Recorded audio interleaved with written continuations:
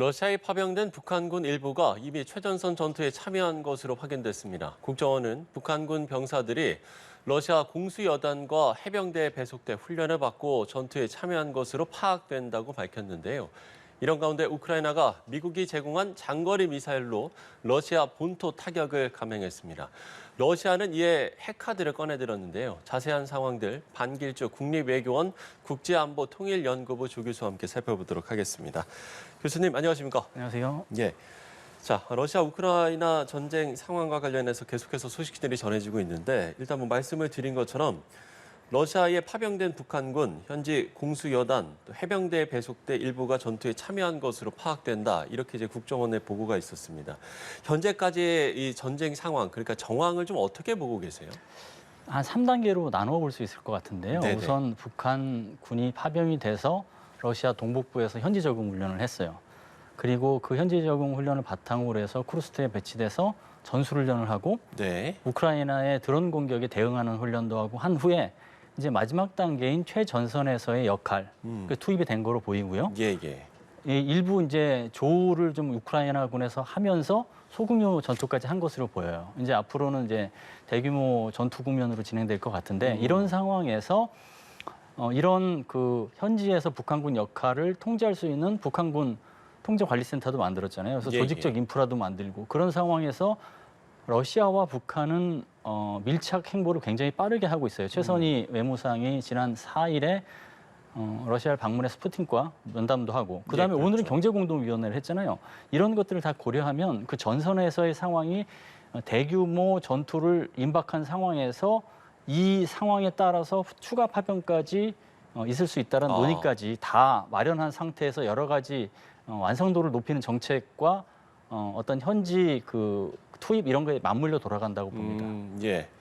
이렇게 이제 북한의 직접적인 이제 군사 개입은 그야말로 이 전쟁의 어떤 새로운 변수가 될 것으로 보이는데 그럼 결국에는 이제 우리나라에는 어떤 영향을 미칠 것인가? 그러니까 한반도 안보 지형에도 변화가 있지 않겠습니까? 아주 직접적인 영향을 미친다고 봐야죠. 한 곳에서의 지정학이 다른 곳의 지정학까지 연결을 미친다는 게 지금의 과도기 국제 질서의 특징인데 그 특징의 중심지에 들어가 있는 게 한국입니다. 네네.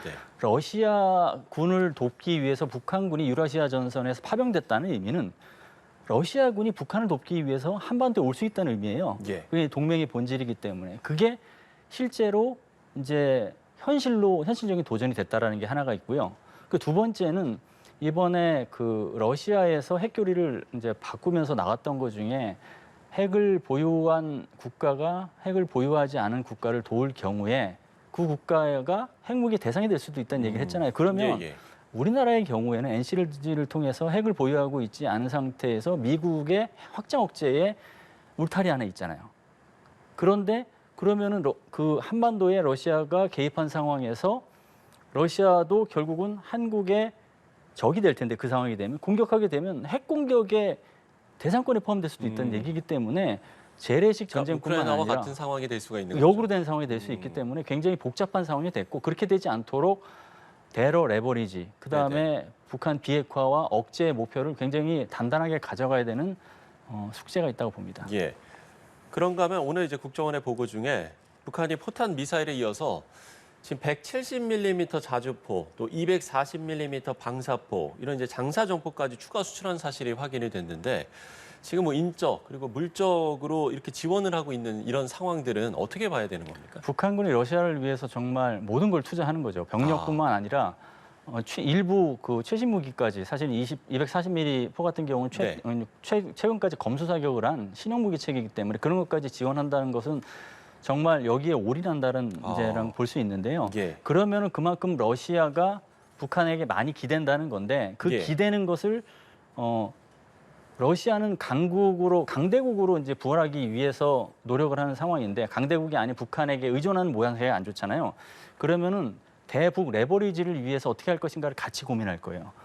그렇게 하기 위해서 경제거래 측면에서 용병 차원에서 막대한 돈을 지불하는 것이고요. 그리고 전략거래 차원에서 전략 자산, 기술까지 주는 것이다. 그래서 러시아가 북한에게 많이 요구하는 것일수록 북한이 받아낼 게 많기 때문에 그러한 불법 거래가 굉장히 고도화되고 있는 상황이다. 그렇게 봐야 될 것 같습니다. 예. 올인이라는 이제 표현까지 써주셨는데 이렇게 올인을 했으면 뭐 말씀을 해주시는 대로 북한도 러시아로부터 이제 받아야 되는 게 있지 않겠습니까? 지금 뭐 이야기가 나오고 있는 게 러시아에서 핵 잠수함 기술을 받을 것이다. 이런 지금 이야기까지 나오고 있는데요. 이런 가능성은 어떻게 보세요? 핵 잠수함 기술이 전략거래 리스트에 저는 포함됐다고 보고요. 예. 북한이 아주 특이하게 핵무기를 발사할 수 있는 디젤 잠수함을 갖고 있는 그런 프로그램을 진행을 했어요. 그게 이제 김근호 잠수함이라고 해서 전술핵 공격 잠수함을 진수한 건데 예. 그거는 사실은 전략 핵잠, 즉 핵무기를 탑재하고 핵 추진 잠수함으로서 제2경 능력을 발휘할 수 있는 플랫폼. 그게 이제 전략 핵 잠수함인데 네. 그것을 가져가기 위한 사실은 초석이지 그게 완성품이 아니거든요. 북한 입장에서는. 그래서 예. 2021년에 이미 전략 핵잠 프로그램, 즉 핵 추진 잠수함 프로그램이 있다라는 사실 시인을 했어요. 그리고 3년이 좀 넘게 지났잖아요. 그러면은 이게 전략화의 과정을 한국의 어떤 그 프로그램으로 따지고 보면 설계도는 완성이 됐고 체계 개발을 해야 되는 단계인데 3년이 넘었잖아요. 그 상황에서 러시아하고 전략 거래를 하고 있다. 이 얘기는 체계 개발을 하는데 러시아의 전략 기술이 제공될 수 있는 가능성이 굉장히 높아졌다고 봐야 되는 거죠. 그게 이제 합리적인 수순이라고 봅니다. 예. 앞서 이제 최선희 외무상이 푸틴 러시아 대통령과 면담한 것을 이야기를 해주셨는데 그 면담을 계기로 김정은 위원장의 러시아 재방문 관측도 나오고 있는 것 같습니다. 재방문 가능성이 있다고 보시는지, 만약에 재방문을 하게 된다면 언제쯤으로 예상을 하시는지 이 부분도 질문 드려볼게요. 재방문 가능성은 지금 이 불법 거래 속에서 이제 받아내야 될 게 있고 그 다음에 받아내기 위해서는 미국에 대한 메시지 이런 것도 필요하잖아요. 예. 그런 측면에서 트럼프 1기와 비교해 보면 트럼프 1기 때 미국에게 이제 받아내기 위해서 즉 일부 핵을 동결시키고 제재 해제를 받으려고 실패했잖아요. 그런 와중에 그곳을 협상 레버리지 그다음에 러시아의 도움을 받기 위해서 2019년에도 김정은이 푸틴을 러시아를 방문해서 만났거든요. 근데 예. 지금의 상황은 그때하고는 차원이 완전히 다를 정도로 전략 거래와 동맹까지 형성한 단계잖아요. 그러면은 러시아를 찾아가서 만나서 그 판보다 더 단단한 판을 만들려고 하는 불법 거래의 완성품을 만들려고 할 수가 있어요. 예. 그렇기 때문에 트럼프 1기 때보다는 러시아를 방문해서 그러한 그 전략 목표를 달성하기 위한 공조를 할 가능성이 굉장히 높고요. 네. 시기는 그럼 언제냐? 시기는 러시아와 북한이 밀착을 하게 된 계기는 러시아와 우크라이나 전쟁이잖아요. 그러면은 그렇죠. 트럼프가 러시아 우크라이나 해법을 내놓는 것을 보고 그 이유가 되겠죠. 거기에 따라서 어떻게 대응할지를 논의하기 위해서 방문할 가능성이 상당히 있다고 봅니다. 예, 알겠습니다. 자, 우크라이나 전쟁 상황 그야말로 긴박하게 돌아가고 있습니다. 어제 또 이제 전해진 게 미국이 이제 장거리 미사일 사용 그 제한을 해제한 이후에 우크라이나가 이 에이테크임스라고 하죠. 에이테크임스를 러시아 본토로 타격을 했는데 글쎄 향후 이제 전쟁 양상이 이전과는 이제 다르게 돌아가고 있다. 이런 분석들이 좀 많이 나오고 있는 것 같습니다. 우선은 장거리 미사일을 사용할 수 있게 허용을 한 것은 네. 작전적인가 그리고 혹은 전술적인 측면에서는 의미는 분명히 있죠. 왜냐하면 종심 타격이 가능하다. 종심 예. 타격이라고 하는 것은 핵심 군사 시설, 지휘 시설 이번 같은 경우 무기국을 공격했잖아요. 그런 것들에 대한 타격이 가능해서 그걸 이제 종심 타격을 통해서 노드를 제거한다는 얘기를 하는데 핵심적인 것을 제거하면 이게 그 부수적인 거 제거하는 것보다 작전적 효과가 높죠. 그런 예. 이제 여건 조성이 된 분명히 있기 때문에 의미는 있지만 이게 지속 가능성이 중요하잖아요. 그 지속 가능성 측면에서 여러 가지 이제 고민이 있을 거예요. 근데 지속 가능성에 그래도 미국이 장거리 미사일 사용을 허용했다는 것 자체는 예. 유럽에서도 장거리 미사일을 본토 공격을 할 수 있게 허용을 해야 되느냐 말아야 되는 찬반 양론이 있었거든요. 예, 거기에도 사실은 찬성 쪽으로 기울게 하는데 좋은 메시지가 될 수 있다는 측면, 그거는 이제 약간 전략적인 이제 도움이 된다는 측면이 있고요. 그리고 국제사회에 이제 호소하는 측면이 있을 것 같아요. 국제사회는 트럼프 2기 때 러시아와 우크라이나 전쟁을 24시간 내에 어떤 식으로 종결하게 될 것인지에 대해서 기초가 주목되고 있잖아요. 네. 그러면은 이걸 그대로 아무것도 안 하고 방치를 하면 국제사회에 우크라이나에 대한 지원이 낮아질 수밖에 없어요. 그래서 강수를 던짐으로써 국제사회에 호소하는 거죠. 계속 지원을 해야 된다라는 식으로. 그런 의미에서 본다면 이 허용이 갖고 있는 작전적, 외교적, 전략적 그런 효과가 있는 것이죠. 예. 그럼 이제 작전적으로 좀 여쭤보면 작전적으로는 이게 그 전장의 상황을 바꿀 만큼 큰 효과가 있는 겁니까? 심리적으로 효과가 있다고 봅니다. 아, 그러니까 무기고가 타격이 되면 이제 어느 순간 러시아의 반공 체계로 다 요격시키지 못하는 무기가 예. 핵심 시설을 타격한다. 그럼 지휘부가 작전 플랜을 잡고 그 다음에 현장에서 그 전투병들의 역할을 하는 데 있어서 아무래도 위축이 되겠죠. 그런 네. 위축의 효과는 있지만 이 전쟁이라는 국면 전체를 바꿀 정도의 효과가 있다고 보기는 어렵습니다. 예, 알겠습니다. 자, 이런 상황에서 이제 러시아는 이제 맞불을 놨는데 뭐 말씀을 해주신 대로 지금 이제 핵교리로 맞불을 놓은 상황입니다.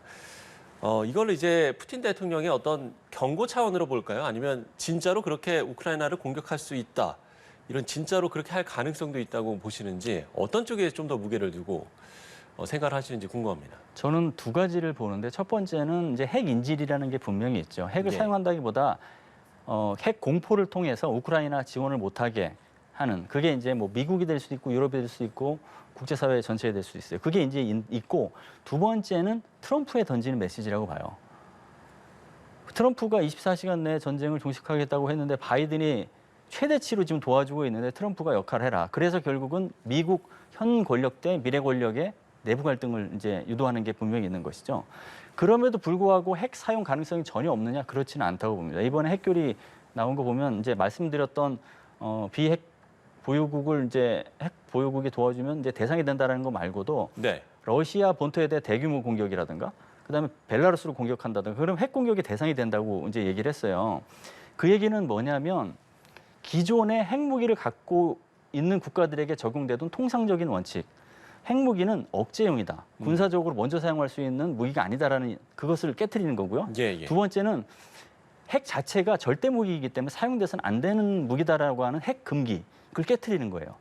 그 깨트리는 거에 첫 번째 어떤 마지노선을 넘어간 상황이 지금의 핵 교리 바꾼 거라고 보거든요. 그러면 그 과정에서 이게 이제 좀 더 고도화되는 상황에서 푸틴이나 러시아가 아주 전략적으로는 원하지 않았지만 우발적이거나 아니면 의도치 않은 상황에서 오판이 작동해서 핵 예. 무기가 사용될 가능성을 배제할 수 없는 것이죠. 그래서 핵 인지를 삼고 핵 협박을 하는 게 우선이겠지만 핵 무기를 사용할 수 있는 오판의 가능성도 높아졌다 이렇게 봅니다. 예, 그러니까 지금 말씀해주신 그 부분이 그러니까 이제 이 지금 전쟁 양상이 그야말로 이제 치킨 게임으로 가는 게 아니냐. 이제 이게 가장 큰 우려가 아니겠습니까? 그러면 뭐 바이든 행정부도 지금 에이테크햄스에 이어서 우크라이나의 대인질의 지원도 승인했다. 이런 또 이제 보도도 나오고 있는 상황이고 앞으로 그러면 이 긴장감이 계속 고조되면서 우리가 이제 우려하는 치킨 게임 양상으로까지 갈 수 있겠습니까? 이 부분에 대한 좀 전망도 들어보고 싶은데요.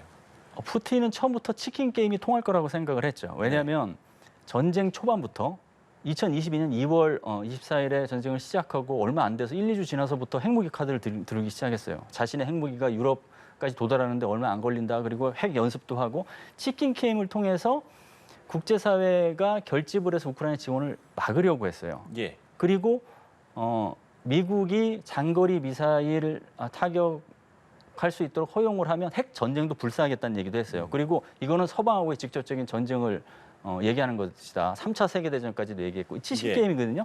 근데 치킨 게임이 작은 강도의 치킨 게임을 하니까 상대방이 안 되더라 하니까 치킨 게임의 강도를 올리는 거거든요. 그러니까 치킨 게임이라는 게 자동차 두 대가 서로 마주보고 오다가 과연 누가 먼저 부딪히기 피할 전에 누가 것인가? 피할 예. 거냐인데 그게 이제 점점 더 가까워지는 것이죠. 그럼 누가 피할 거냐라는 진짜 치킨 게임의 함정으로 가고 있는 게 사실입니다. 그러면 글쎄 이게 출구 전략도 좀 필요해 보이는데 끝으로 출구 전략은 없는 건지 아니면 앞으로 이제 트럼프 이제 당선인지 대통령 취임 이후에 또 다른 이제 양상으로 갈 어떤 변수라든지 가능성은 없는지 이 부분에 대한 질문도 드려보고 싶습니다. 쉬운 출구 전략이 있고 어려운 출구 전략이 있다고 봐요. 쉬운 네. 출구 전략은 오늘 싸우는 걸 포기하고 내일 싸우게 될지도 모르는 거에 대비하자. 예. 그러니까 지금 이 상태에서 끝내면은 출구가 될 수 있겠지만 그것은 러시아가 다른 국가의 주권을 침탈할 수 있는 나쁜 선례를 만드는 거잖아요. 그래서 지금 제대로 싸워서 제대로 끝내지 않으면 결국 이제 어떤 도전 요소가 계속 점증될 수밖에 없다. 그래서 출구 전략은 있지만 제대로 된 출구 전략을 하기 위해서 노력을 해야 되고 그러려면 국제사회가 규칙 기반 질서, 자유주의적 국제 질서, 그다음에 특히 주권이라는 대원칙을 지키기 위해서 변함없이 국제법을 존중하고 우크라이나가 자유를 되찾기 위해서 결집을 하겠다. 이 신호가 굉장히 중요하다고 보고요. 그리고 젤렌스키 대통령이 이제 트럼프 2기를 겨냥해서 이제 호소를 했잖아요. 사실은 미국이 지원을 줄이면은 우크라이나가 질 수가 있다. 이런 목소리가 국제사회에 호소하는 게 좀 있다고 봐요. 그러면은 트럼프 2기가 이제 만들어지면 바로 그냥 모든 지원을 없애는 게 아니라 네. 축소를 하더라도 약간의 축소를 하는 방향으로 정책이 미세 조정될 수 있잖아요. 그런 식의 노력이라도 할 수 있는 어떤 기간이 지금 과도기 기간이라고 봐요. 그런 노력이 쉬운 출구가 아니라 어려운 출구를 전략을 슬기롭게 풀어나갈 수 있는 해법이라고 봅니다. 알겠습니다. 자, 이슈 오늘은 외교안보 이슈 짚어봤습니다. 반길주 국립외교원 국제안보 통일연구부 조 교수와 이야기 나눠봤습니다. 교수님 오늘 말씀 고맙습니다. 네, 감사합니다.